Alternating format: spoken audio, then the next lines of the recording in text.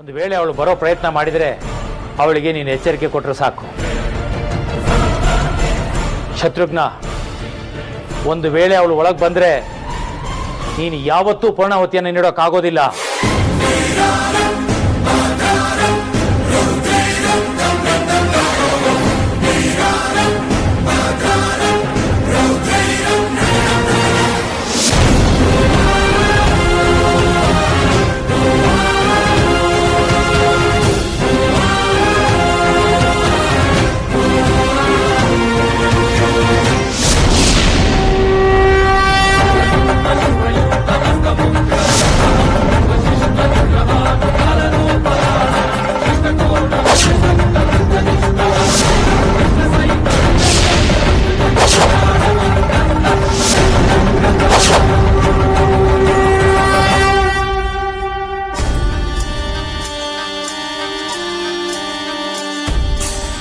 ಹುಲಿನ ಕಾಯೋದಿಕ್ಕೆ ಕೀಲಿನ ಇಟ್ಟಾಗಾಯ್ತು. ನಾನು ಇಲಿನ? ಇನ್ನೇನು, ನಿನಗೆ ನನ್ನನ್ನ ಎದುರಿಸಿ ನಿಲ್ಲೋ ಶಕ್ತಿ ಇದೆಯಾ? ನಿನಗೆ ನನ್ನ ಶಕ್ತಿ ಏನು ಅನ್ನೋದು ಗೊತ್ತು, ಅದು ಸಹ ನಿನಗೆ ಮಾತಾಡ್ತಾ ಇದೀಯಾ? ಆಯ್ತು, ನಿನ್ನ ಮಾತಿಗೆ ತಲೆಬಾಗ್ತೀನಿ ನಾನು. ದೇವಸ್ಥಾನದ ಸುತ್ತ ಶಾಸ್ತ್ರಿಗಳು ರಕ್ಷಾ ಕವಚನ ಹಾಕಿದ್ದಾರೆ, ಅದನ್ನ ನೀನ್ ದಾಟೋದಕ್ಕೆ ಆಗೋದೇ ಇಲ್ಲ. ಅಕಸ್ಮಾತ್ ನೀನ್ ನನ್ನ ಮಾತನ್ನ ಮೀರಿ ಒಳಗೋಗೋ ಪ್ರಯತ್ನ ಮಾಡಿದ್ರೆ ಇಲ್ಲೇ ಸುಟ್ಟೋಗ್ತೀಯಾ. ನಾನ್ ಸುಟ್ಟು ಹೋಗ್ತೀನೋ ಇಲ್ವೋ, ನನ್ನ ಭಯದಿಂದ ನೀವೆಲ್ಲ ಒಳಗಡೆ ಬಚ್ಚಿಟ್ಕೊಂಡಿದ್ದೀರಲ್ಲ, ನಾಚಿಕೆ ಆಗಲ್ವಾ? ನೀನ್ ಯಾವ ಮಹಾ ಅಂತ ಶಾಸ್ತ್ರಿಗಳು ಬಾಬಾ ಇಲ್ಲಿ ಹೆದರ್ತಾರೆ ನಿನ್ಗೆ? ಅಲ್ಲಿ ರುದ್ರನ ಉಳಿಸೋ ಪ್ರಯತ್ನ ಮಾಡ್ತಾ ಇದ್ದಾರೆ ಶಾಸ್ತ್ರಿಗಳು. ಬೆಳಿಗ್ಗೆ ಅಷ್ಟೊತ್ತಿಗೆ ರುದ್ರ ಬದುಕು ಬರ್ತಾನೆ, ಆಮೇಲೆ ಅವನ ಕೈಯಿಂದ ನಿನ್ ಸಾವು. ನಿನ್ನ ಸಾವನ್ನ ಯಾರು ತಡೆಯಕ್ಕಾಗಲ್ಲ. ಇಲ್ಲ, ಅವನನ್ನ ಬದುಕೋದಿಕ್ಕೆ ನಾನ್ ಬಿಡೋದಿಲ್ಲ.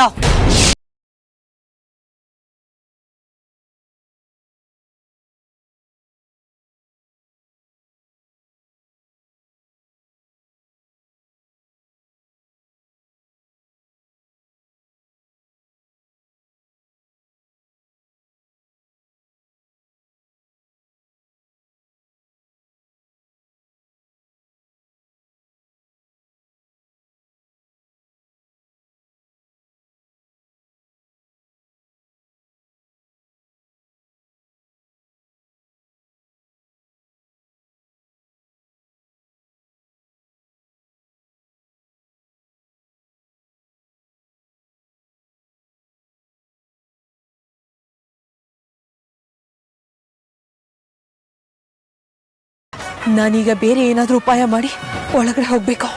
ಏನ್ ಮಾಡ್ಲಿ ಪರಮೇಶ್ವರ, ನಾನೀಗೇನ್ ಮಾಡ್ಲಿ?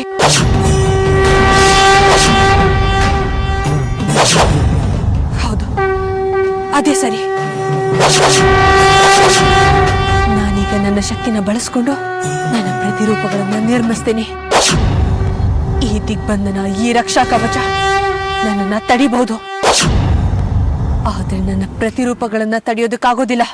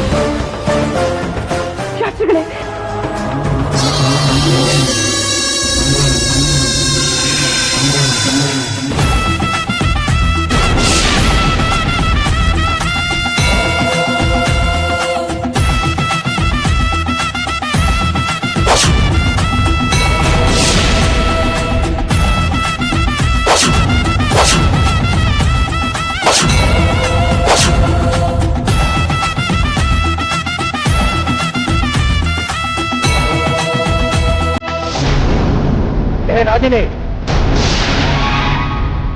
ಅಲ್ಲೇ ನಿಂತ್ಕೋ.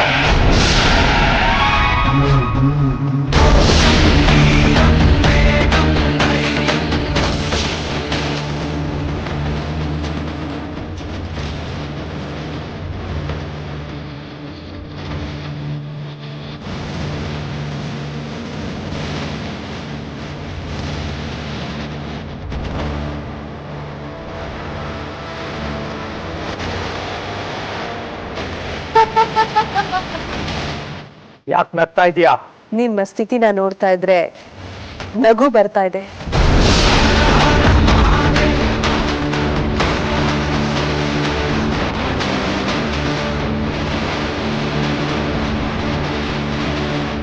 ನಾವೆಲ್ಲ ಪ್ರತಿರೂಪಗಳು. ನಮಗೆ ಸಿಕ್ಕಿರೋ ಆಜ್ಞೆನ ಪಾಲಿಸೋದಷ್ಟೇ ನಮ್ಮ ಕರ್ತವ್ಯ. ಓ ಹಾಗ? ಹೌದು, ಅದೇ ಸತ್ಯ. ಬೇಕಾದ್ರೆ ಒಂದು ಸಲ ತಡೆದ್ ನೋಡು. ಏಯ್, ಪ್ರಯತ್ನ ಪಡುವುದಲ್ಲ, ನಿಮ್ಮನ್ನೆಲ್ಲ ಈ ದೇವಸ್ಥಾನದಿಂದ ಒದ್ದು ಹೊಡ್ಸ್ತೀನಿ. ಅದು ನಿನ್ನಿಂದ ಅಲ್ಲ, ಬೇರೆ ಯಾರಿಂದನೂ ಸಾಧ್ಯ ಇಲ್ಲ. ಯಾಕೆ ಸಾಧ್ಯ ಇಲ್ಲ? ತೋರಿಸ್ತೀನಿ ನೋಡು.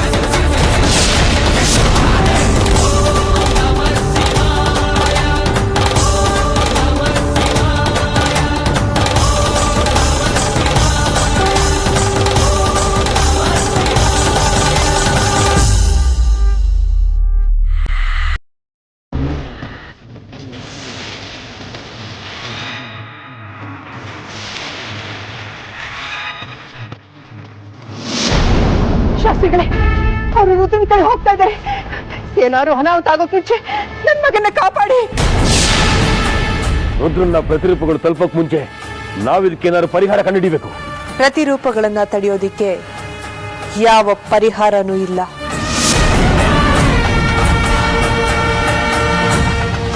ನಮಗೆ ನಾವೇ ಪರಿಹಾರ. ಶಾಸ್ತ್ರಿಗಳೇ, ಅವಳು ರುದ್ರನ ಹತ್ರ ಹೋಗ್ತಾ ಇದ್ದಾಳೆ. ಏನಾದ್ರೂ ಅನಾಹುತ ಆಗೋಕ್ ಮುಂಚೆ ತಡೀರಿ ಅವಳನ್ನ. ನನ್ನ ಮಗನೇ ಉಳಿಸ್ಕೊಡಿ. ನಮ್ಮ ಪಾಲಿಗೆ ನೀವೇ ದೇವರು. ಶಾಸ್ತ್ರಿಗಳೇ, ನನ್ನ ಮಗನ ಉಳಿಸ್ಕೊಡಿ. ಕ್ಷಮೆ ಇರ್ಲಿ ತಾಯಿ. ಯಾಕೆ ಶಾಸ್ತ್ರಿಗಳೇ ಹೀಗೆ ಹೇಳ್ತಾ ಇದ್ದೀರಾ? ಇದಕ್ಕೆ ಪರಿಹಾರ ಅಮೃತಾನೆ.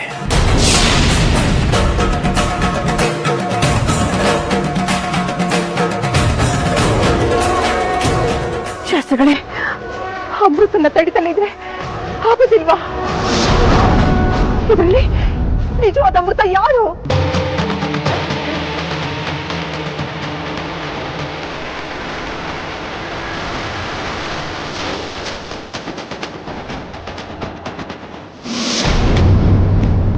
ಈ ಮನೇಲಿ ಚಾಕ್ರಿ ಮಾಡಿ ಮಾಡಿ ಬೇಜಾರಾಗೋಗಿದೆ. ಇದರಿಂದ ನನಗೆ ಯಾವಾಗ ಮುಕ್ತಿ ಸಿಗುತ್ತೋ ಗೊತ್ತಿಲ್ಲ. ಕರ್ಮ ನಂದು.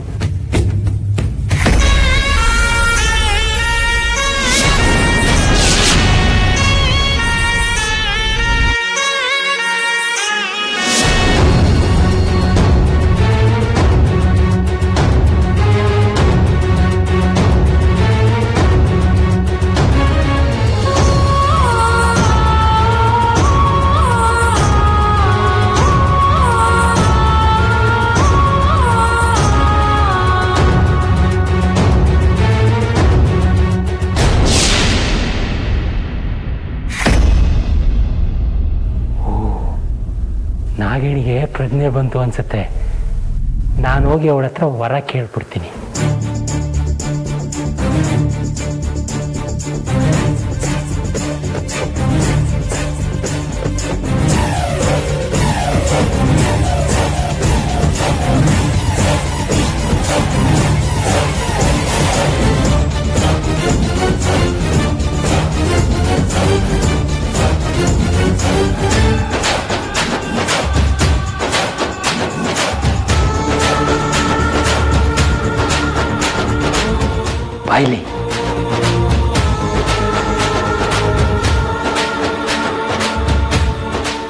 ನಿನಗೆ ಇಲ್ಲಿಂದ ತಪ್ಪಿಸ್ಕೊಂಡು ಹೋಗೋ ಆಸೆ ಇದೆಯಾ? ಹೌದು, ಹೊರಗೆ ಬಿಡ್ತೀರಾ? ತಿನಿ, ಆದರೆ ನೀನು ನನಗೊಂದು ಸಹಾಯ ಮಾಡಬೇಕು. ಗೋವಿಂದನೇ ಅರ್ಜುನ್ ಅವರನ್ನ ಬಿಟ್ರೆ ಅವರನ್ನ ಇಲ್ಲಿಂದ ಕರ್ಕೊಂಡು ಹೋಗ್ಬೋದು. ನನ್ನಿಂದ ನಿಮ್ಗೇನು ಸಹಾಯ ಆಗಬೇಕು? ಕೆಲವು ಸಮಯ ಗರ್ಕೆ ಹುಲ್ಲಿಂದಲೂ ಸಹಾಯ ಆಗುತ್ತೆ ಅನ್ನೋದನ್ನ ನೀನು ಮರಿಬೇಡ. ಸರಿ, ಅದೇನು ಅಂತ ಹೇಳಿ. ನಾನು ಏನೇನೋ ಆಸೆ ಇಟ್ಕೊಂಡು ಈ ಮನೆಗೆ ಅಳಿಯನಾಗಿ ಬಂದೆ, ಆದ್ರೆ ನಾನು ಅನ್ಕೊಂಡಾಗೆ ಇಲ್ಲೇನು ಆಗ್ಲೇ ಇಲ್ಲ. ಈ ಮನೇಲಿ ನನ್ನ ಜೀತದಾಳ್ಗಿಂತ ಕಡೆಯಾಗಿ ಹೋಗಿದ್ದೀನಿ. ಅದರಿಂದ ಮುಕ್ತಿ ಕೊಡ್ಸೋದಕ್ಕೆ ನಿನ್ನಿಂದ ಮಾತ್ರ ಸಾಧ್ಯ. ಏನು? ಇದರಿಂದೆಲ್ಲ ಮುಕ್ತಿಗೊಳಿಸೋದಕ್ಕೆ ನನ್ನಿಂದ ಮಾತ್ರ ಸಾಧ್ಯನಾ? ಏನದು? ಏನೂ ಮಾಡ್ಬೇಕಾಗಿಲ್ಲ. ನೀನು ಸೀದಾ ಹೋಗಿ ನನ್ನ ಹೆಂಡತಿನ ಕಚ್ಚು. ಅವಳು ಶಿವನ್ ಪಾದ ಸೇರ್ಕೋತಾಳೆ. ಆಮೇಲೆ ಆ ಶತ್ರುಘ್ನಿಂದ ನಂಗೆ ಮುಕ್ತಿ ಸಿಗುತ್ತೆ.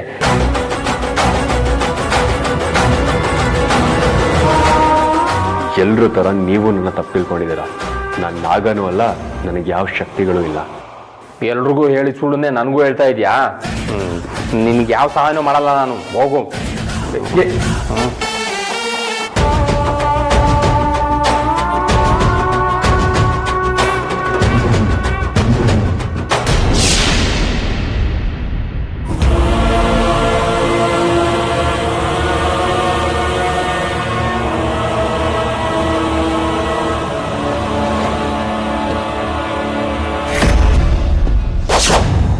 ನಾಗಿನ ತಡೆದೆ ಮಾತ್ರ ನಾನು ಪೂಜೆ ಹೋಮ ಮಾಡಕ್ಕಾಗೋದು.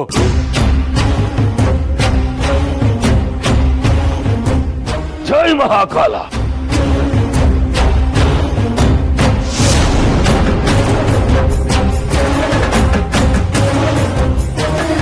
ಜೈ ಮಹಾಕಾಲ.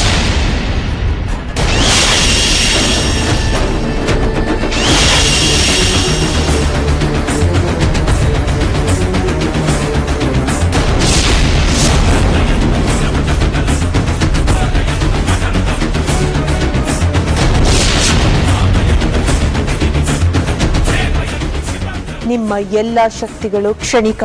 ನಮ್ಮನ್ನ ಏನು ಮಾಡೋದಕ್ಕಾಗಲ್ಲ.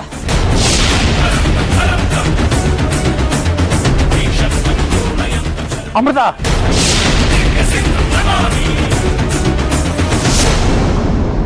ನೀನು ಮಾಡ್ತಾ ಇರೋದು ತಪ್ಪು. ಹಾಗಾದ್ರೆ ಇವ್ರು ಮಾಡ್ತಾ ಇರೋದು ಸರಿನಾ ನಿಮ್ಮ ದೃಷ್ಟಿಯಲ್ಲಿ?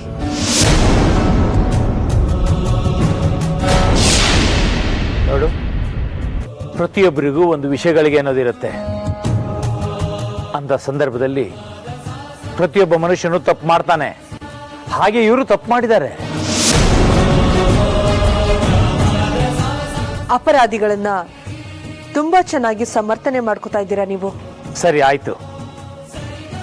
ನೀ ಇಲ್ಲಿಂದ ಹೋಗೋದಕ್ಕೆ ಏನ್ ಮಾಡ್ಬೇಕು ಹೇಳು? ಆ ರುದ್ರನ್ನ ನನ್ನ ವಶಕ್ಕೆ ಬಿಟ್ಟು ನಿಮ್ಮ ಪಾಡಿಗೆ ನೀವಿದ್ಬಿಡಿ.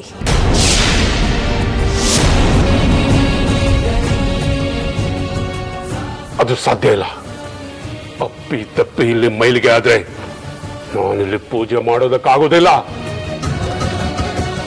ಆ ಸಮಸ್ಯೆನ ಸೃಷ್ಟಿ ಮಾಡ್ಕೊಂಡಿರೋದು ನೀನೆ. ಇದಕ್ಕೆ ಪ್ರತಿಯಾಗಿ ಆ ರುದ್ರನ ಸಾವು.